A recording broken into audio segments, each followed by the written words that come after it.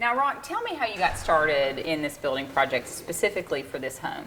Well, James and Beth, I've known them for about 10 years, and they had the third child, and they he came to me and wanted me to build a house. And I've never been a builder that advertised and built multiple houses. I've kind of built, true specialty houses that are unique to what the owner wants. And James, I think, due to the relationship of our family and stuff, knowing some of our family members, knew that there was things I built in a house that that they would like, and it's kind of, I let them pick and choose what they want. I mean, they kind of tell me, give me a picture of what they want, and a lot of times when I tell them, what I told them early on was to get on Pinterest and, come up with a big variety of pictures, and we'll put it all together. We'll hire an architect and designer and put it together, and that's kind of what we did here. The first thing they told me about this house, they wanted something to look like it had been built in Bardstown that was 200 years old.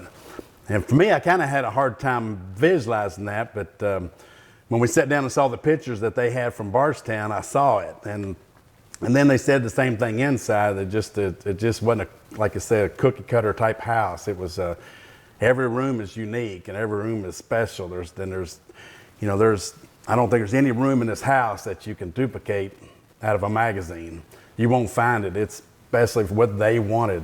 And, for me, I think when James and Beth came to me, they knew that I was going to do that for them. I mean, and I told him early on, whatever you want, I'll build it. Just tell me and we'll make it work. And, the architect we hired out of Indianapolis is the guy I've worked with for years, Alan Brown. And Alan's got his own, background and kind of theory, but he has the same mentality. It's whatever the customer wants. He's not going to drive his agenda, and I didn't want to drive my agenda. My big agenda I want to drive in any house that I've ever built is just building an energy efficient house, and something that you can be proud of to walk or to drive by, 10 or 15 or 20 years later.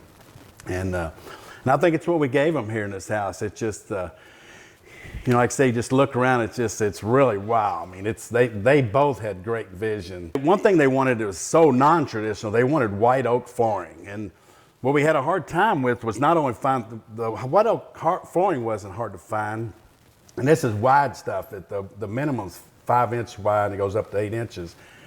But then the steps, they wanted white oak steps, and that was really hard. The materials came from Cox's Interior, but they could get the treads for us, but they couldn't get the toe board, the white oak toe board. So we had to actually get that from a sawmill and put it in my wood shop, and hours of planing and milling it down. And actually, our hands and sweat are on those toe boards. Well, the mantel has a lot of interesting story behind it. We wanted white oak. We've got the dark oak cabinets on the left and right, but Beth and James wanted the floor to kind of carry up to the mantel.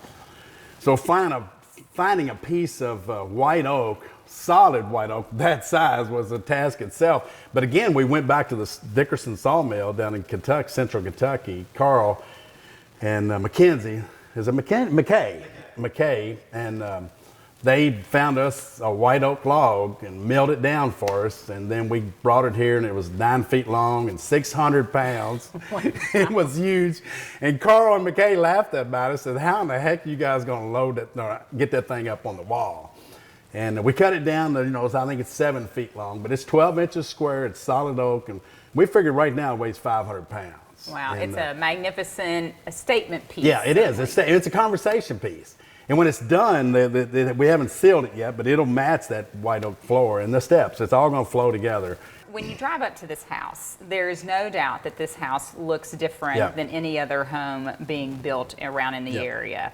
And so when you look at this house, not only do you have beautiful stone, which a lot of builders, either build with just a thin stone layer, or they opt for not stone because it's an expensive and hard material to build with, but again, it's a lasting material.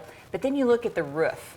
I mean, it's really an extraordinary just picture. So explain a little bit about what was going on in your mind or in James's mind when they were talking about the roof. Well, it goes back to what they wanted from Bardstown. They wanted a house when you come up to it in the neighborhood, it looked like it was 200 years old. If you look at the house and if you were to block the garage with your hand and block the master suite on the right side, the center looks like a 200-year-old log cabin.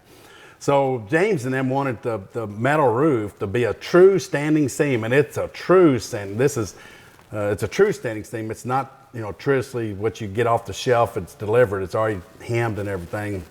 And these guys hemmed it on site. But we picked the color, they picked the color to look the patina of copper that's already been aged, that might be 100, 200 years old. And when you go to Bardstown, I live in Bardstown, that's where I'm from originally. I live here in Goshen, but I'm from Bardstown. There's a few houses around Bardstown that this is what it looks like. I mean, it makes you're going into a 200-year-old home. And the metal roof will last, the warranty on when I saw the warranty come through, I thought, oh my gosh. But when you saw the thickness of it, as it came from American Roofing, the guys are just phenomenal. It took them a lot of labor to do it, but it's a high quality product. I mean, it's really impressive. It is a design detail that is a focal point, certainly, when you drive up. And another thing, not only the metal, and I've heard a couple, initially when we did the metal, a few people in the neighborhood said, oh gosh, can't believe you put green on. But they didn't understand what the view we were looking at, the picture. We had a picture in mind, James and Beth had a picture, and that green, the patina, gives them that look. And the other thing about the shingles on the roof, the shingles up top, that's a 50-year warranty shingle from American Roofing, which is quite unique.